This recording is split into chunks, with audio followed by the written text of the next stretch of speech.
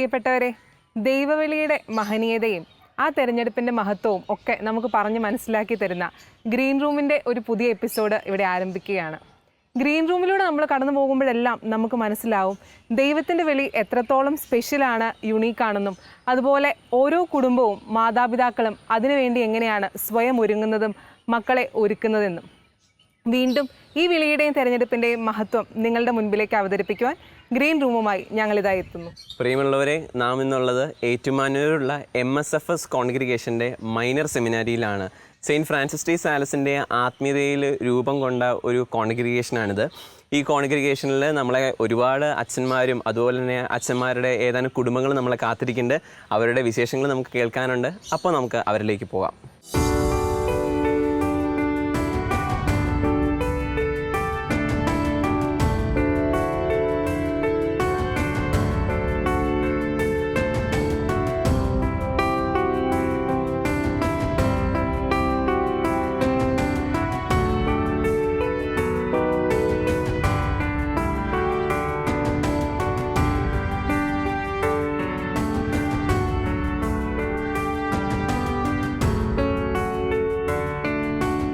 അച്ഛാ, ഞങ്ങൾ ഈ സെമിനാരിയൊക്കെ ഒന്ന് കാണുമായിരുന്നു, ഇവിടുത്തെ പ്രദേശങ്ങളൊക്കെ ഒന്ന് നോക്കുമായിരുന്നു. നല്ല സ്ഥലം.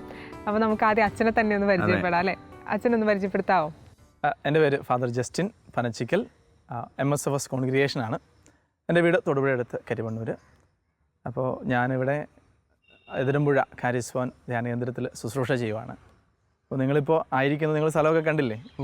ഇത് ഞങ്ങളുടെ MSFSൻ്റെ സൗത്ത് വെസ്റ്റ് ഇന്ത്യ പ്രോവിൻസിൻ്റെ മൈനർ സെമിനാരിയാണ്. ഈ സഭയെക്കുറിച്ച്, MSFS സഭയെക്കുറിച്ച് എൻ്റെ കാരിസ്വ എന്താണെന്ന് ഒന്ന് പറഞ്ഞു തരാമോ? MSFS സഭ ഒരു 1838 ഫ്രാൻസിലാണ് ആരംഭിച്ചത്. ഫ്രഞ്ച് വിപ്ലവത്തിന് ശേഷം ഒരു വിശ്വാസത്തിൽ വലിയൊരു ഇടിവുണ്ടായപ്പോൾ ദേവദാസൻ പീറ്റർ മെർമിയർ എന്ന് പറഞ്ഞൊരു വൈദികൻ, അദ്ദേഹം ഒരു വിശ്വാസ നവീകരണത്തിന് വേണ്ടി വിശുദ്ധ ഫ്രാൻസിസ് സാലസിൻ്റെ ആത്മീയ ചൈതന്യം ഉൾക്കൊണ്ട് സ്ഥാപിച്ചൊരു സഭയാണ് MSFS. ഒരു 1845 ഇന്ത്യയിൽ വന്നത്. ഞങ്ങളുടെ മെയിൻ കാരിസം എന്ന് പറയുന്നത് വിശുദ്ധ ഫ്രാൻസിസ് സാലസിൻ്റെ ആത്മീയ ചൈതന്യം ഉൾക്കൊണ്ടുകൊണ്ട് ക്രിസ്തുവിൽ ജീവിക്കുക, ഫ്രാൻസിസ് സാലസിനെ പഠിക്കുക. അദ്ദേഹത്തിൻ്റെ ഏറ്റവും മനോഹരമായൊരു കാഴ്ച എന്ന് പറയുന്നത് ലിറ്റിൽ വെർച്യൂസ് ആണ്. അതായത് എളിമ, ലാളിത്യം, ശാന്തത, ക്ഷമ തുടങ്ങിയ കാര്യങ്ങളൊക്കെ ഞങ്ങളുടെ ജീവിതത്തിൽ അഭ്യസിക്കുക. അതിനേക്കാളൊക്കെ ആളുകളിലേക്ക് ഫ്രാൻസിസ് സാലസിൻ്റെ ചൈതന്യത്തിൽ സൗമ്യതയോടും ശാന്തതയോടും കൂടി ആളുകൾക്ക് ശുശ്രൂഷ ചെയ്യുക എന്നുള്ളതാണ് ഞങ്ങളുടെ ബേസിക് ആയിട്ടുള്ള കാരിസം. അപ്പോൾ ഇത് സാധ്യമാക്കാനായിട്ട് നമ്മളതിന് അപ്പസ്തോലേറ്റ് എന്ന് പറയും, അല്ലെങ്കിൽ അപ്പസ്തോലിക ദൗത്യം.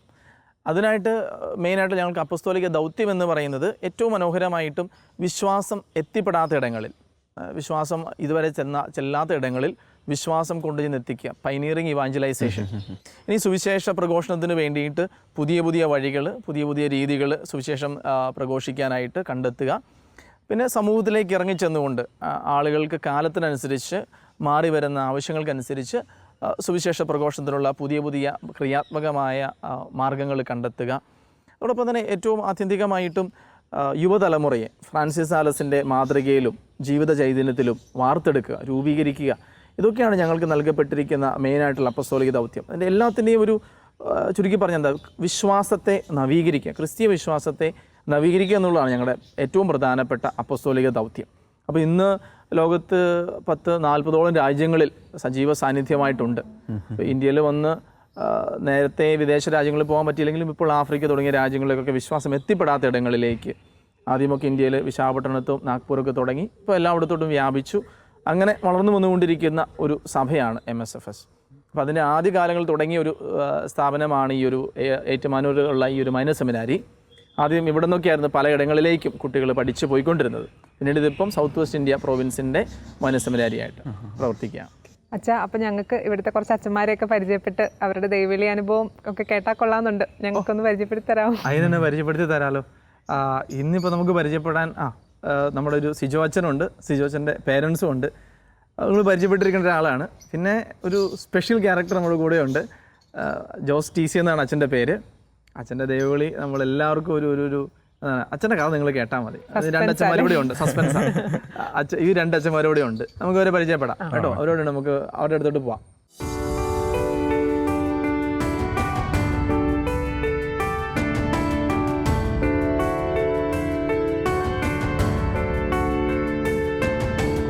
പ്രിയപ്പെട്ടവരെ, നമ്മുടെ കൂടെ ഇപ്പോൾ ഉള്ളത് സിജോ അച്ഛനാണ്.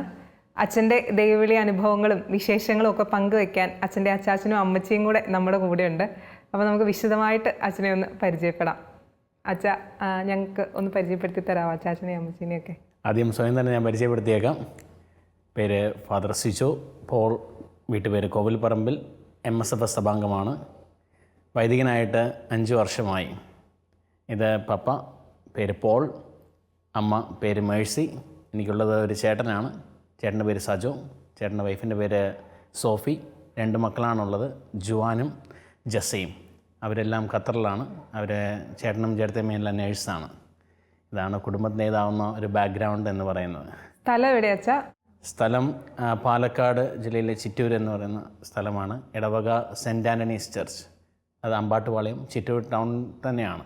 അച്ഛനിപ്പോൾ ഒരു MSFS സഭാംഗമാണ്. തീർച്ചയായിട്ടും ഇപ്പോൾ അപ്പച്ചൻ്റെ അമ്മച്ചിയുടെ ഒക്കെ അടുത്തിരിക്കുമ്പോൾ ഒരുപാട് കാര്യങ്ങൾ, പ്രത്യേകിച്ച് ബാല്യകാല സ്മരണകളൊക്കെ ഒരുപാട് അച്ഛൻ്റെ മനസ്സിലിപ്പോൾ വരുന്നുണ്ടായിരിക്കുമല്ലോ. അപ്പോൾ പ്രത്യേകിച്ച് ദൈവവിളിയായിട്ട് ബന്ധപ്പെട്ട ഒരുപാട് കാര്യങ്ങൾ അച്ഛന് പറയണമെന്നറിയാം. അപ്പോൾ അതൊക്കെ അച്ഛനൊന്ന് പങ്കുവയ്ക്കാമോ? അപ്പോൾ ചാച്ചനും അമ്മച്ചിയും 2 പേരും ഒന്ന് പറയാനുള്ളത് ഗവൺമെൻറ് ഓഫീഷ്യൽസ് ആയിരുന്നു. പപ്പ കോപ്പറേറ്റീവ് ഡിപ്പാർട്ട്മെൻറ്റിലായിരുന്നു, അമ്മ നഴ്സിംഗ് ഓഫീസറായിരുന്നു. അപ്പോൾ ഓപ്പണായിട്ട് 2 പേരും ഗവൺമെൻറ് ഓഫീഷ്യൽസ് ആകുമ്പോൾ എനിക്ക് ദാരിദ്ര്യം എന്തെന്ന് ഞാൻ വലുതായിട്ടൊന്നും അറിഞ്ഞിട്ടില്ല. എല്ലാം ഒരു ഹാപ്പി ലൈഫായിരുന്നു പോയിക്കൊണ്ടിരുന്നത്.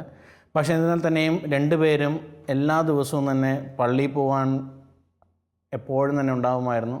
പ്ലസ് എന്നെ പള്ളിയിലോട്ട് കുട്ടികളാകുമ്പോൾ നമുക്ക് മടിയുണ്ടാവും, ഉന്തിത്തള്ളി വിടാനുള്ള ഒരു പ്രേരണ അന്ന് ഇവർ നൽകിയിട്ടുണ്ട്. അതാണ് എനിക്ക് കാരണം. ഇപ്പോൾ രാവിലെ 5:30 എഴുന്നേറ്റ് പള്ളിയിൽ പോകണമെങ്കിൽ മുഖത്ത് വെള്ളം കോരി ഒഴിക്കുന്ന അമ്മയാണ്. മറ്റൊന്നുമല്ല, അതെല്ലാം ഒരു നല്ലത് അനുഭവമായിട്ട് എന്നെനിക്ക് തോന്നുന്നത്. ചിലപ്പോൾ അന്ന് വല്ലതും തോന്നിയിട്ടുണ്ടെങ്കിലും പക്ഷെ ഇന്ന് അതെല്ലാം മറ്റൊരു ചിന്തയാണ്. പിന്നീട് നമുക്ക് ബാല്യകാലത്തിൽ പപ്പ എനിക്ക് പറയാനിപ്പോൾ എൻ്റെ ഇടവക ഞാൻ പറഞ്ഞപ്പോഴും സെൻറ്റ് ആൻ്റണീസ് ചർച്ച് എന്ന് പറഞ്ഞു. പക്ഷേ എനിക്ക് മറ്റൊരു ഇടവക കൂടെ ഉണ്ട്, സീറോ മലബാർ പള്ളി. അത് ഹോളി ഫാമിലി ചർച്ചാണ്. 2 ഇടവകയുള്ള ഒരാളാണ്. 2 ഇടവകയുള്ള അച്ഛനാണെന്ന് വേണമെങ്കിൽ പറയാം. ഇന്നും അതിൽ അഭിമാനിക്കുന്ന ഒരാളാണ് ഞാൻ. കാരണം സെൻറ്റ് ആൻ്റണീസ് ചർച്ച് ലാറ്റിൻ രൂപതയാണ്, സുൽത്താൻപേട്ട് രൂപതയാണ് ഇപ്പോൾ. അന്ന് കോയമ്പത്തൂർ രൂപതയായിരുന്നു. കോയമ്പത്തൂർ ആകുമ്പോൾ ഓട്ടോമാറ്റിക്കായിട്ട് അതൊരു തമിഴ് ബാക്ക്ഗ്രൗണ്ട് കൾച്ചർ എല്ലാം കൂടെ വരുന്നതാണ്. അപ്പോൾ അവിടെ കാറ്റഗിസം ഇല്ലാത്തതുകൊണ്ട് ഞാൻ സീറോ മലബാർ പള്ളിയിലാണ് പോയിക്കൊണ്ടിരുന്നത്. പപ്പ സെൻറ്റ് ആൻ്റണീസ് ചർച്ചിലെ കൈക്കാരനും കപ്പ്യാരും എല്ലാമാണ്. അമ്മ സീറോ മലബാർ പള്ളിയിലെ 17-18 കൊല്ലം കാറ്റഗിസം പഠിപ്പിക്കുന്നതാണ്. അപ്പോൾ എൻ്റെ ബാക്ക്ഗ്രൗണ്ട് എന്ന് പറയുന്നത് 2 മിക്സ്ഡ് കൾച്ചറാണ് എൻ്റെ. അപ്പോൾ അതുകൊണ്ട് തന്നെ അന്ന് മുതൽ ഇന്ന് വരെയും ഇപ്പോഴും വീട്ടിൽ പോവുകയാണെങ്കിൽ 2 ഇടവകയിലും പോയി കുർബാന ചൊല്ലാതെ അവിടെ നിന്ന് വരാൻ പറ്റത്തില്ല. നാട്ടുകാർ ചോദിക്കും, എന്താ ഞങ്ങളുടെ പള്ളിയിൽ എന്താ വരാത്ത, അച്ഛൻ ഇവിടുത്തെ ആളല്ലേ? ആ ഒരു ടിപ്പിക്കൽ ബാക്ക്ഗ്രൗണ്ടാണ് എൻ്റെ. അപ്പോൾ അന്ന് മുതൽ ഓൾട്ടർ ബോയ് ആയിരുന്നു. അതിനുശേഷം CML പ്രവർത്തിച്ചു. ചെറുവിഷൻ മിഷനിൽ നല്ലൊരു പ്രവർത്തനമായിരുന്നു. അതിനുശേഷം KCYM കയറി. KCYM നമ്മൾ +2 കഴിഞ്ഞിട്ടാണ് ഞാൻ ഇങ്ങോട്ട് വരുന്നത്. അപ്പോൾ +1 +2 KCYM വീട്ടുകാരുടെ ഒരു സപ്പോർട്ട് എനിക്ക് എപ്പോഴും തന്നെ ഉണ്ടായിരുന്നു. സപ്പോർട്ട് എന്ന് പറയുമ്പോൾ ഇപ്പോൾ ധ്യാനങ്ങൾക്ക് പോകണമെങ്കിൽ, അല്ലെങ്കിൽ ക്യാമ്പുകൾക്ക് പോകണമെങ്കിൽ, അല്ലെങ്കിൽ പള്ളിയിൽ പോകണമെങ്കിൽ ഒരിക്കലും തന്നെ ഇവർ നോ പറഞ്ഞിട്ടില്ല. സെമിനാരി ലൈഫിലേക്ക് വരാൻ, അല്ലെങ്കിൽ ഒരു അച്ഛനാവണമെന്നുള്ള ചിന്തയൊക്കെ തരാൻ ഒരു ഇൻഫ്ലുവൻസ് ചെയ്ത് ആരെങ്കിലും ഉണ്ടോ? ഇൻഫ്ലുവൻസ് ഞാൻ പഠിച്ചത് CMI സ്കൂളാണ്, ഭാരത് മാതാ സ്കൂൾ പാലക്കാടാണ് പഠിച്ചത്. പിന്നെ +1 +2 അതുപോലത്തെ 1 മുതൽ 4 വരെയും പഠിച്ചത് വിജയമാത, നമ്മുടെ ഹോളി ഫാമിലി സിസ്റ്റേഴ്സിൻ്റെ ആണ് അത് നടത്തുന്നത്. അപ്പോൾ ഇവരുടേതാവുന്ന ചെറിയൊരു ബാക്ക്ഗ്രൗണ്ട്. പക്ഷേ കൂടുതലായിട്ട് എന്നെ ഇൻഫ്ലുവൻസ് ചെയ്ത് ഞാൻ ഹോളി ഫാമിലി ചർച്ചിലായിരുന്നപ്പോൾ അവിടുത്തെ ഇടവ വികാരിയായിരുന്ന പാലത്തിങ്കൽ അച്ഛനായിരുന്നു, എബ്രഹാം പാലത്തിങ്കൽ അച്ഛൻ. ഓൾട്ടർ ബോയ്സ് എന്ന് പറഞ്ഞാൽ അച്ഛൻ്റെ ജീവനാണ്. അപ്പോൾ അച്ഛൻ അങ്ങനെ കൊണ്ടുപോകും. അപ്പോൾ അങ്ങനെ അച്ഛൻ കൊണ്ടുപോകുമ്പോൾ അതിൽ നിന്ന് അച്ഛൻ ഒരിക്കൽ കൊണ്ടുപോയ സ്ഥലം എന്ന് പറയുന്നത് ഒരു 10-12 വീട് വെച്ച് കൊടുക്കുന്ന ഒരു സ്ഥലമായിരുന്നു. PSSP ഇങ്ങനെ സോഷ്യൽ സർവീസ് നടത്തുമ്പോൾ അതിനകത്തൊന്ന് വീടുകൾ ഇങ്ങനെ വെച്ച് കൊടുക്കുന്ന ഒരു സ്ഥലമായിരുന്നു പാലക്കാട്. അപ്പോൾ ഞാൻ പോലും അത്ഭുതപ്പെട്ടു. നമ്മൾ അച്ഛനെ കാണുന്നത് ഇടവകയിൽ മാത്രമാണ്. പക്ഷേ അച്ഛൻ കോർഡിനേറ്റ് ചെയ്ത് ഇത്രയേറെ വീട് ഇങ്ങനെ ഒത്തിരിയേറെ പാവങ്ങൾക്ക് വെച്ച് കൊടുക്കുമ്പോൾ അതായിരുന്നു ആദ്യത്തെ സ്ട്രൈക്കിംഗ് പോയിൻ്റ് എന്ന് പറയുന്നത്. പിന്നീട് അച്ഛൻ സ്ഥലം മാറിപ്പോയി. എൻ്റെ 10 കഴിഞ്ഞു. എനിക്ക് വലിയ ചിന്തയൊന്നും വന്നിട്ടില്ല. പിന്നെ +2 കഴിഞ്ഞപ്പോഴാണ് എനിക്ക് എൻ്റെ തന്നെ ഒരു ചോദ്യം ഉയർന്നത്, അച്ഛനായാലോ? അവിടെയാണ് ഞാൻ പിന്നെ പാലത്തിങ്കൽ അച്ഛൻ ഇതൊക്കെ ചെയ്തല്ലോ, അപ്പോൾ എനിക്കും അങ്ങനെയൊക്കെ ചെയ്യാം എന്നുള്ളൊരു ചോദ്യം ചിഹ്നം വരികയും അതിനായിട്ട് അന്ന് ഇറങ്ങിയതാണ്. ആസ് യൂഷ്വൽ വീട്ടുകാർ അന്ന് സപ്പോർട്ട് ചെയ്തിട്ടില്ല എന്ന് പറയുന്നതിനർത്ഥം അവർക്ക് സങ്കടമായിരുന്നു. അപ്പോൾ ഞങ്ങൾ 2 പേരാണ്. അപ്പോൾ അവരുടെ പ്രതീക്ഷ വേറെയായിരുന്നു. അപ്പോൾ ഞാനിപ്പോൾ ആദ്യത്തെ വർഷം സെമിനാരി വന്നപ്പോൾ ഞാനിപ്പോഴും ഓർക്കുന്നുണ്ട്. ആദ്യത്തെ വർഷം വന്നു, ഓണത്തിന് തിരിച്ച് വീട്ടിലോട്ട് പോവുക. വീട്ടിലോട്ട് പോകുമ്പോൾ അമ്മ ചോദിച്ച ചോദ്യം ഇതാണ്, നിർത്തിയല്ലേ ഇതായിരുന്നു. എന്നിട്ട് കോളേജിൽ പോകാനായിട്ടുള്ള ഒരു ഫോം എടുത്ത് തന്നു, ഇതിലങ്ങ് ഒപ്പിട്ടേരെന്ന് പറഞ്ഞതാണ്. അപ്പോൾ ഞാൻ പറഞ്ഞു സോറി, കാരണം ഞാൻ കുറച്ച് തടിച്ച കുട്ടിയായിരുന്നു, നല്ലൊരു ചബ്ബി ബേബി ആയിരുന്നു എന്ന് വേണം പറയാനായിട്ട്. സെമിനാരി വന്ന് ആദ്യത്തെ സെമസ്റ്റർ കഴിഞ്ഞ് പോകുമ്പോൾ ഞാനൊരു 15 കിലോ കുറഞ്ഞു പോയി. അപ്പോൾ ഇവർ വിചാരിച്ചു ഞാൻ മൊത്തത്തിൽ അങ്ങ് ഇവിടെ മൊത്തം അടിമപ്പണിയാണ് എന്നുള്ളൊരു ചിന്തയിലേക്ക് പോയി. പക്ഷെ നമ്മുടെ എന്ന് പറയുന്നൊരു റുട്ടീൻ ബാക്ക്ഗ്രൗണ്ടിലേക്ക് വന്നു. വീട്ടിൽ അങ്ങനെ ആയിരുന്നില്ല, ലൈഫ് അങ്ങനെ ആയിരുന്നില്ല. അതിൽ നിന്ന് കറക്റ്റ് ചിട്ടിയായ ടൈം ടേബിൾ, രാവിലെ 5:30 എഴുന്നേൽക്കുന്നു, അത് കഴിഞ്ഞ് വീണ്ടും അടുത്ത ഓരോ ഘട്ടമായി ഓരോ കാര്യങ്ങൾ, വർക്ക്, ഗെയിംസ്, അങ്ങനെ ഓരോരോ കാര്യങ്ങളിലേക്ക് വന്നപ്പോൾ നമ്മുടെ തന്നെ ബോഡി അങ്ങ് ഫിറ്റായിപ്പോയി. അപ്പോൾ അവരിൻ്റേതായ ചിന്ത പറഞ്ഞത് വേറെയായിരുന്നു. എനിക്ക് ഭയങ്കര സന്തോഷമായിട്ട് തോന്നി. പക്ഷേ എനിക്കൊരിക്കലും തന്നെ ആ ഒരു മൈനർ സെമിനാരിയെക്കുറിച്ചോ ഇപ്പോഴും ഞാൻ ഓർക്കുമ്പോൾ സന്തോഷകരമായ ഇത് മാത്രമേ ഉള്ളൂ എനിക്ക്. അച്ഛാ, നമ്മളിപ്പോൾ ഈ സെമിനാരിയിലായിരിക്കുമ്പോൾ ഉറപ്പായിട്ടും സെമിനാരിയായിട്ട് ബന്ധപ്പെട്ട ഒരുപാട് കാര്യങ്ങൾ ഇപ്പോൾ അച്ഛൻ പങ്കുവച്ചതിനപ്പുറമായിട്ട് ഒരുപാട് കാര്യങ്ങൾ അച്ഛൻ ഇനി ഷെയർ ചെയ്യാനുണ്ട്. അപ്പോൾ അച്ഛൻ്റെ മനസ്സിൽ തങ്ങിയിരിക്കുന്ന ഏതാനും ഓർമ്മകൾ ഒന്ന് പറയാമോ? ഒത്തിരി ഓർമ്മകളുണ്ട്. അതിൽ ഇപ്പോൾ നമ്മൾക്ക് ഒത്തിരിയേറെ പേര് ചോദിക്കുന്ന ഒരു ചോദ്യമുണ്ട്. കാരണം എന്തിനാടാ നീ പോയത്? കാരണം എൻ്റെ ബാക്ക്ഗ്രൗണ്ട് എന്ന് പറഞ്ഞാൽ ഞാൻ പറയാൻ വിട്ടുപോയൊരു കാര്യമാണ്. എൻ്റെ ഇടവക 120 വർഷമായി. സെൻറ്റ് ആൻ്റണീസ് ചർച്ച് എന്ന് പറയുന്ന ഇടവക 120 വർഷമായി. അവിടെ നിന്ന് ഇതുവരെ ഒരു വൈദികനോ സിസ്റ്ററോ ഉണ്ടായിട്ടില്ല. ഇതുവരെ അച്ഛൻ വരുന്നവരെ അല്ലേ? ഞാൻ വരുന്ന ചിറ്റൂർ ഏരിയയിൽ നിന്ന് പോലും ആരും ഉണ്ടായിട്ടില്ല. പ്ലസ് ഹോളി ഫാമിലി ചർച്ചിൽ ഇപ്പോഴാണ് ഒരു 4-5 പേര് ബ്രദേഴ്സായിട്ട് വന്നിരിക്കുന്നത്. CMIയിലും അല്ലെങ്കിൽ രൂപതയിലെല്ലാം ആയിട്ട്. ഞാനാണ് ഉദ്ഘാടനം ചെയ്തത്. അപ്പോൾ എനിക്ക് പറഞ്ഞു തരാനായിട്ട് ആരും ഉണ്ടായിരുന്നില്ല. എടാ സെമിനാരി ലൈഫ് ഇങ്ങനെയാണ്, അല്ലെങ്കിൽ സെമിനാരി ഇങ്ങനെയാണെന്ന് പറഞ്ഞു തരാനോ, അല്ലെങ്കിൽ അച്ഛനാവൻ എവിടെ പോകണമെന്ന് പറഞ്ഞു തരാനായിട്ടോ ഒരാളുണ്ടായിട്ടില്ല. ഒരു ഐഡിയ ഇല്ലാതെ വന്ന ആളാണ് ഞാൻ എൻ്റെ വികാരിയച്ഛനോട് പോയി പറഞ്ഞു, അച്ഛാ എനിക്കൊന്ന് സെമിനാരി പോകണം. അപ്പോൾ അച്ഛൻ പറഞ്ഞെങ്ങനെയാണ്, കോയമ്പത്തൂർ തമിഴാണ്, അപ്പോൾ നീ ഒരു കാര്യം ചെയ്തേരെ, നിനക്ക് തമിഴ് അറിയത്തില്ലല്ലോ, നീ അപ്പോൾ എൻ്റെ കൂട്ടുകാരൻ്റെ ഇതുണ്ട് അങ്ങോട്ട് നോക്കിയേരെന്ന് പറഞ്ഞു. ആ അച്ഛൻ വന്നു, ഓക്കെ യു ആർ സെലക്റ്റഡ് എന്ന് പറഞ്ഞു. ഓക്കെ ശരി, ദാറ്റ്സ് ഓൾ. അല്ലാതെ ബാക്ക്ഗ്രൗണ്ട് ഒന്നും തന്നെ ഇല്ല. അപ്പോൾ അവിടെ നിന്ന് സെമിനാരി ജീവിതത്തിലേക്ക് വന്നപ്പോൾ ഫുൾ മറ്റൊരു രീതിയിലേക്ക് മാറി. ഇതുവരെ നമ്മൾക്ക് തോന്നിയ പോലെ നടക്കാമായിരുന്നു, തോന്നിയ സമയത്ത് എഴുന്നേൽക്കാമായിരുന്നു, മറ്റൊരു ജീവിതക്രമമായിരുന്നു. അതിൽ നിന്ന് മാറി കറക്റ്റ് ടൈം ടേബിൾ സിസ്റ്റത്തിലോട്ട് വന്നു. പെട്ടെന്ന് അങ്ങോട്ട് ചുരുങ്ങുമ്പോൾ പക്ഷേ അതിൻ്റെ ഒരു സങ്കടം എനിക്ക് തോന്നിയിട്ടില്ല. പിന്നെ നമുക്ക് ഫുഡ് പാറ്റേൺ, നമ്മൾ പാലക്കാട് വരുന്നവർക്ക് കൂടുതലായിട്ട് ചോറാണ്, കാരണം അവിടെ ഞങ്ങൾക്ക് കൃഷിയെല്ലാം ഉണ്ട്. അപ്പോൾ അതിൻ്റേതായതാണ്. പക്ഷേ ഇവിടെ വന്നപ്പോൾ നേരെ രാവിലെ എല്ലാം കപ്പയും മീനും. നമ്മൾ കപ്പ കഴിക്കുന്നത് വൈകുന്നേരം 4 മണിക്ക് ചായക്കാണ്. പിന്നെ കൂട്ടുകാരായാലും സപ്പോർട്ടീവായിരുന്നു. പിന്നെ ഒത്തിരിയേറെ കൾച്ചറിൽ നിന്ന് വരുന്നവരാണ്. കേരളത്തിൻ്റെ കണ്ണൂരിൽ നിന്ന് മുതൽ തിരുവനന്തപുരം വരെ എല്ലാവരും ഉണ്ട്. ബാച്ചിൽ 36 പേരുണ്ടായിരുന്നു. അതിൽ 5 പേരാണ് അച്ഛന്മാരായത്. അപ്പോൾ ഒത്തിരിയേറെ പേര് വരുന്നു പോകുന്നു. അപ്രകാരം എനിക്ക് പെട്ടെന്നൊരു സങ്കടം തോന്നുന്ന ഒരു അനുഭവം പറയുന്നത്, ന്യൂഷേറ്റിൽ നല്ലൊരു ഫ്രണ്ടായിരുന്ന ഒരു ബ്രദർ പെട്ടെന്ന് ഫിലോസഫിയായിട്ട് കയറി ഉടനെ തന്നെ പോയി. അത് ഭയങ്കര ഒരു മൊമെൻ്റായിരുന്നു, ഫീലായിരുന്നു. കാരണം പെട്ടെന്ന് ഒരാൾ നമ്മുടെ നിന്ന് ഇങ്ങനെ പെട്ടെന്ന് പോകുമ്പോൾ അതാണ് ഒത്തിരി സങ്കടപ്പെടുന്നൊരു കാര്യമെന്ന് പറയുന്നത്. പിന്നീട് ഫോർമേഷൻ്റേതാകുന്ന കാലയളവിൽ ഒത്തിരിയേറെ പണിഷ്മെൻറ്റ്സ് കിട്ടിയിട്ടുണ്ട്. പണിഷ്മെൻറ്റ്സ് എന്ന് പറയുന്നത് ഇംഗ്ലീഷ് സംസാരിക്കാത്തതിന്, പഠിക്കാത്തതിന് എല്ലാവിടെയും കിട്ടുന്ന പോലെയുള്ള പണിഷ്മെൻറ്റ്സാണ്. പിന്നെ നമുക്ക് അച്ചാച്ചനോടും അമ്മയോടും ഒക്കെ കുറച്ച് വിശേഷങ്ങൾ ചോദിക്കാം. അപ്പച്ച, അച്ഛൻ പറഞ്ഞായിരുന്നല്ലോ, അതായത് അപ്പച്ചൻ നിങ്ങളുടെ ഇടവകപ്പള്ളിയിലെ കപ്പിയാരായിരുന്നു, കുറേ വർഷം പള്ളിയോട് ഇങ്ങനെ ചേർന്ന് നിന്നു. അതിൻ്റെ സമ്മാനമായിട്ട് ഈശോ മോനെ ഒരു അച്ഛനും ആക്കി. ഇപ്പം ഒരച്ഛൻ്റെ അപ്പൻ എന്നുള്ള നിലയിൽ അപ്പച്ചൻ എന്നാ ഇപ്പം തോന്നുന്നേ? വളരെ സന്തോഷമായിട്ട് തോന്നുന്നത്. അതുമാത്രമല്ല, ചെറുപ്പത്തിലുണ്ടായിരുന്ന ഒരു ക്യാരക്ടർ ഫോർമേഷൻ കുറേയൊക്കെ ഗുണം ചെയ്തിട്ടുണ്ട്. ആ ഗുണം ഇവിടെ ഇപ്പം നമ്മൾ ദർശിക്കാൻ പറ്റിയത് ഈ സമയത്താണ് നേരിൽ കാണാൻ സാധിക്കുന്നത്. അതൊരു വലിയ അച്ചീവ്മെൻ്റ് ആയിട്ടാണ് എനിക്ക് തോന്നിയത്. അപ്പച്ചനിപ്പം ക്യാരക്ടർ ഫോർമേഷനെ കുറിച്ചാണല്ലോ പറഞ്ഞത്. അപ്പം എങ്ങനെയായിരുന്നു ശരിക്കും നിങ്ങൾ എങ്ങനെയായിരുന്നു അച്ഛനെ വളർത്തിയെടുത്തത്? അച്ഛൻ എങ്ങനെയായിരുന്നു ചെറുപ്പം തൊട്ടേ അച്ഛൻ്റെ ഒരു ക്യാരക്ടറും പ്രാർത്ഥനയൊക്കെ എങ്ങനെയായിരുന്നു? അതിന് പ്രാർത്ഥനയ്ക്ക് കൂടുതൽ ഇമ്പോർട്ടൻസ് കൊടുക്കാറുണ്ട്. പ്രത്യേകിച്ച് അദ്ദേഹം എടുക്കുന്ന ഒരു തീരുമാനങ്ങൾ അത് നടപ്പിലാക്കണം, അതൊരു മസ്റ്റാണ്. അതിന് ഫുൾ സപ്പോർട്ടായിരുന്നു ഞാനായാലും എൻ്റെ അമ്മയായാലും. ആ സപ്പോർട്ട് കൊണ്ട് അദ്ദേഹത്തിന് ഒരുപാട് ഇമ്പ്രൂവ്മെൻറ്റ് മേലേക്ക് വരാൻ സാധിച്ചു. എല്ലാ കാര്യങ്ങളിലും, ഈവൻ ഫ്രണ്ട്സിനായാലും ശരി, ഫ്രണ്ട്സിന് ഇൻഫ്ലുവൻസ് ഓഫ് ഫ്രണ്ട്സ് ആയാലും ശരി, അടുത്ത വീടുകളായാലും ശരി കാണിച്ചു. അതൊരു ലിവിങ് എക്സാമ്പിൾ തന്നെ പറയാം. ചെറുപ്പം തൊട്ടേ ഓരോ ലിവിങ് എക്സാമ്പിൾസാണ്. ഇപ്പോഴും അത് സ്റ്റിൽ കണ്ടിന്യൂ ചെയ്യും. ഇപ്പോൾ അവിടെ നാട്ടിൽ വന്നാലും കുറേ കുട്ടികളായാലും ശരി, ആരായാലും ശരി, അവർക്ക് വേണ്ട ഉപദേശം കൊടുക്കാൻ, അല്ലെങ്കിൽ എന്ത് ചെയ്യണമെന്ന് അവർക്ക് ഉപദേശം കൊടുക്കാനും അത് ഇംപ്ലിമെൻറ്റ് ചെയ്യാനും വേണ്ട സഹായങ്ങൾ ചെയ്തു കൊടുക്കാൻ അദ്ദേഹത്തിന് സിജോന് സാധിച്ചിട്ടുണ്ട്. ഇപ്പോഴും അത് കണ്ടിന്യൂ ചെയ്തുകൊണ്ടിരിക്കുന്നുണ്ട്. അപ്പം ശരിക്കും ഒരു അച്ഛനെക്കുറിച്ച്, അച്ഛൻ്റെ അപ്പനായതിൽ ഒത്തിരി അഭിമാനിക്കുന്നു അല്ലേ? അച്ഛനെക്കുറിച്ച് ഒത്തിരി അഭിമാനവും സന്തോഷവും ഉണ്ടെന്ന്. സന്തോഷം, തീർച്ചയായിട്ടും അഭിമാനമുണ്ട്.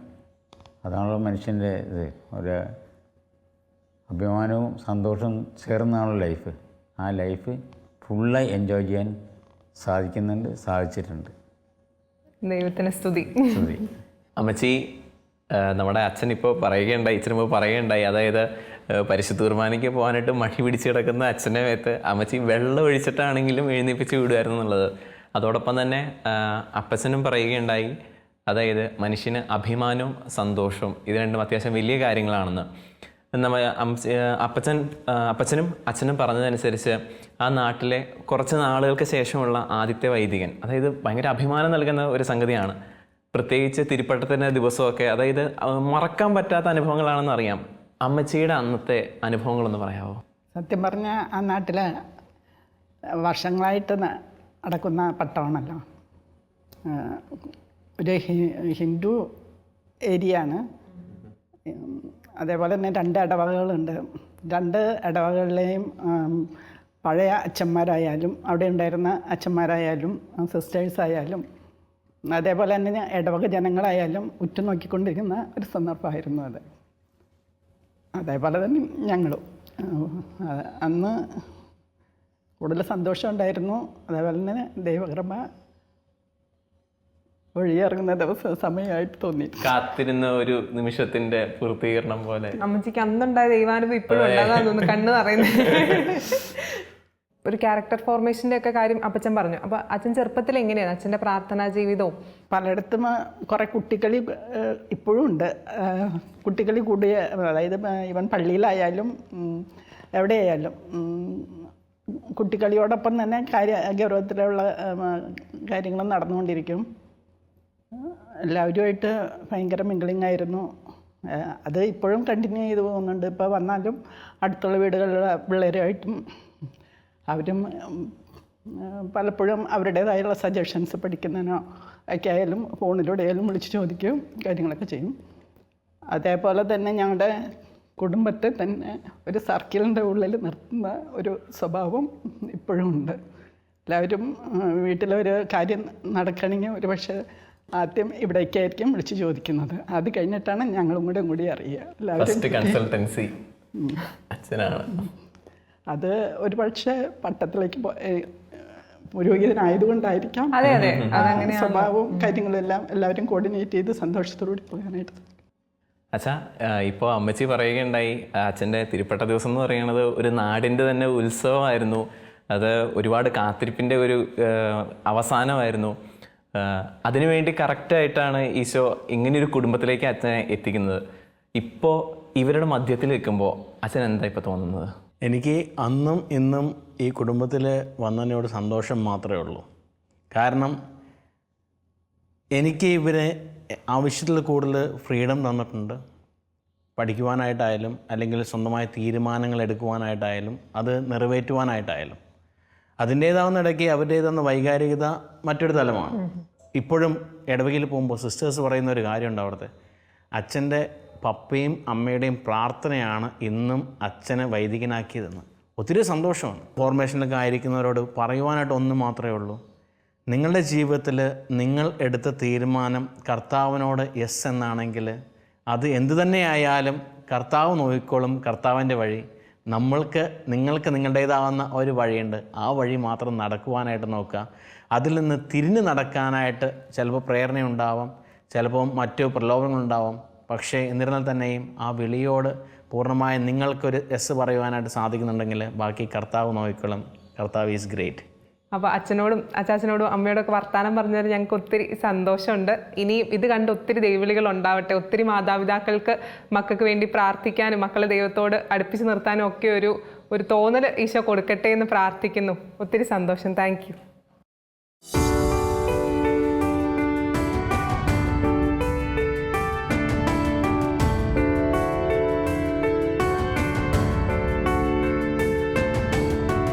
പ്രിയമുള്ളവരെ, ഇനി നമ്മൾ കാണാൻ പോകുന്നത് വളരെ വ്യത്യസ്തകരമായ ഒരു ദൈവവിളി അനുഭവത്തിലേക്കാണ്. Father Jose തോട്ടുകടവിൽ MSFS വൈദികനാണ്. അദ്ദേഹം 71 വയസ്സ് പിന്നിട്ടു. അദ്ദേഹം തിരുപ്പട്ടം എന്ന കൂദാശ സ്വീകരിക്കുന്നത് വിവാഹത്തിന് ശേഷമാണ്. അത്രയും സ്പെഷ്യാലിറ്റി നിറഞ്ഞ ഒരു ദൈവവിളി അനുഭവമാണ് ഇനി നമ്മൾ ശ്രവിക്കാൻ പോകുന്നത്. അച്ഛാ, ഈശോ സ്തുതിയായിരിക്കട്ടെ. ഇപ്പോഴും എപ്പോഴും സ്തുതിയായിരിക്കട്ടെ. അച്ഛ, ഡാനി പറഞ്ഞ പോലെ വളരെ വ്യത്യസ്തതയുള്ള ഒരു ദൈവവിളി അനുഭവം അച്ഛൻ എന്തായാലും പറയാനുണ്ടാവും. കാരണം വിവാഹശേഷം തിരുപ്പട്ടം എന്നുള്ള കൂദാശ അച്ഛൻ സ്വീകരിച്ചു. അപ്പോൾ അച്ഛൻ്റെ ദൈവവിളി അനുഭവത്തെക്കുറിച്ച് സംസാരിക്കുകയാണെങ്കിൽ എന്തായിരിക്കും അച്ഛന് പറയാനുള്ളത്? ഞാൻ 1944 കാവാലത്ത് തോട്ടുകടവിൽ കുടുംബത്തിൽ ജനിച്ചു. എൻ്റെ അപ്പൻ്റെ പേര് മത്തായി ചെറിയാൻ, അമ്മ ത്രേസ്യ. ഞാൻ 8ാം ക്ലാസ്സിൽ പഠിക്കുമ്പോൾ സലീഷൻ അച്ഛന്മാർ അവിടെ വന്ന് ഞങ്ങളോട് കുറേ കാര്യങ്ങളൊക്കെ പറഞ്ഞു. ഒരു വൊക്കേഷൻ പ്രൊമോഷൻ വന്നതാണ്. അപ്പോൾ അവരുടെ കൂടെ പോയാൽ കൊള്ളാമെന്ന് എനിക്ക് തോന്നി. പക്ഷേ ആഗ്രഹം ഞാൻ അധികം പേരോടൊന്നും പറഞ്ഞില്ല. മാതാപിതാക്കൾക്ക് അത്ര വലിയ താല്പര്യം ഇല്ലായിരുന്നു.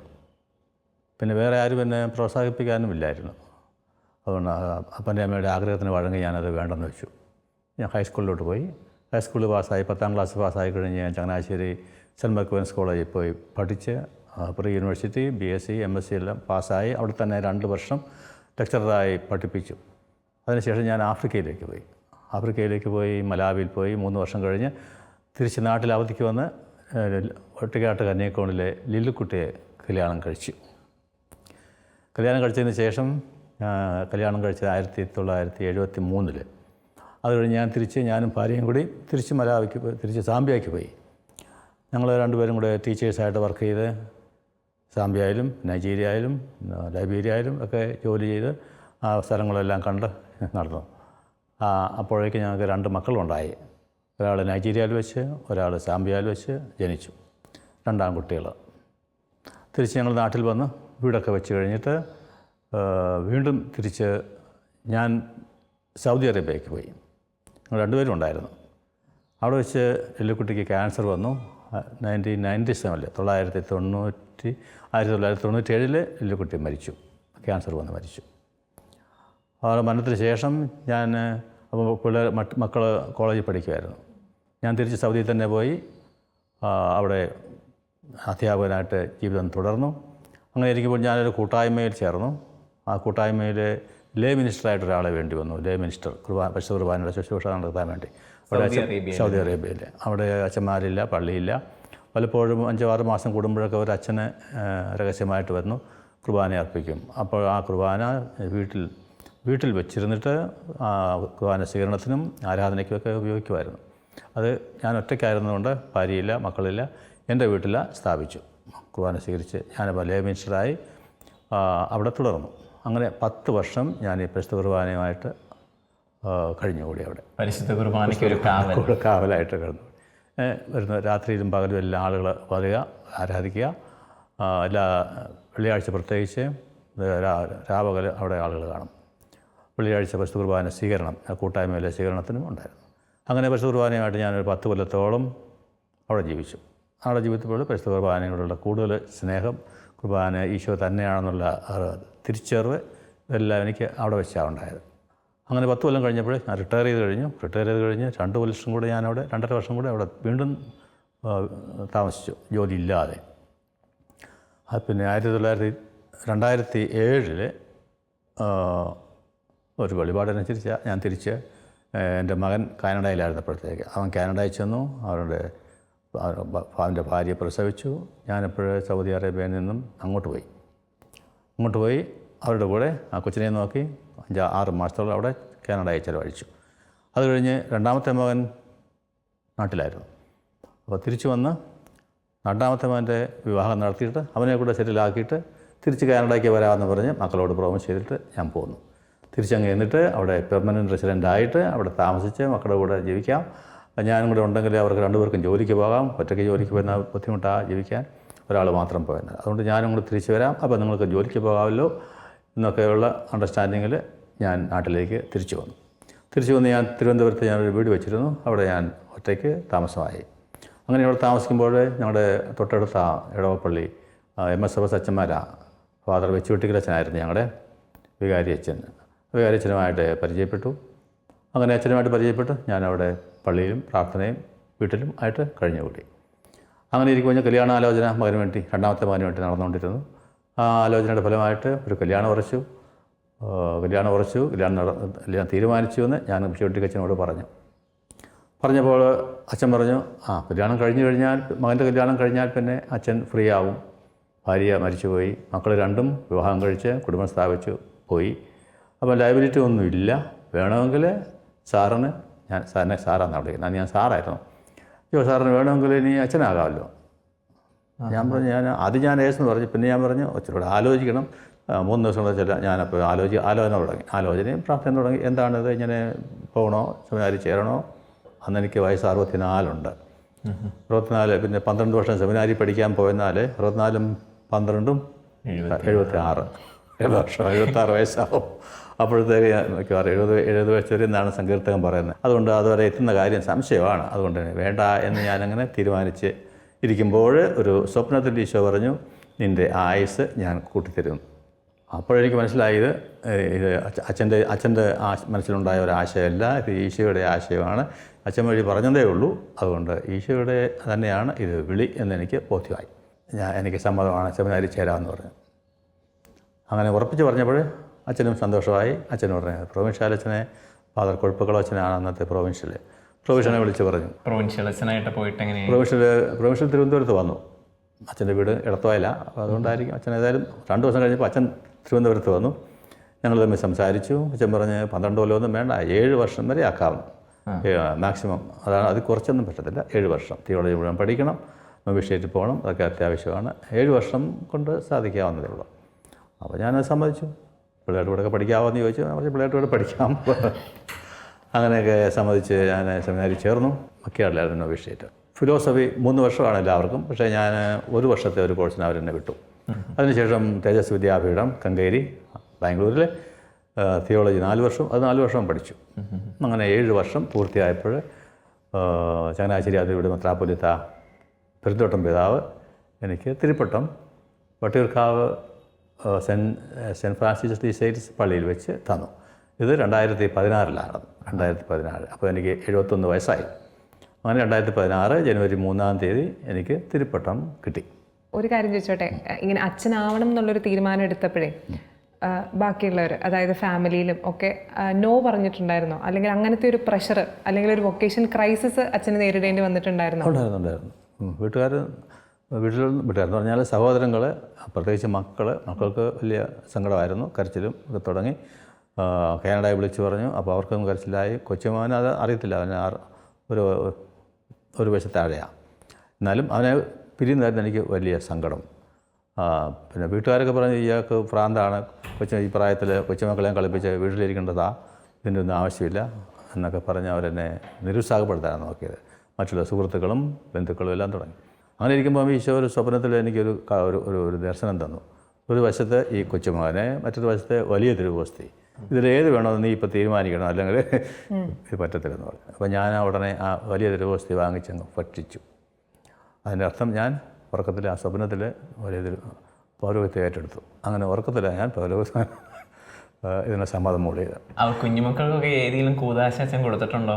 ഉണ്ട്. ഞാൻ പട്ടം കിട്ടിയപ്പോഴേ ആദ്യ ഫസ്റ്റ് മാസിന് ഫസ്റ്റ് ഹോളി കമ്മ്യൂണിയൻ കൊടുത്തതിൻ്റെ കൊച്ചുമാനാണ്.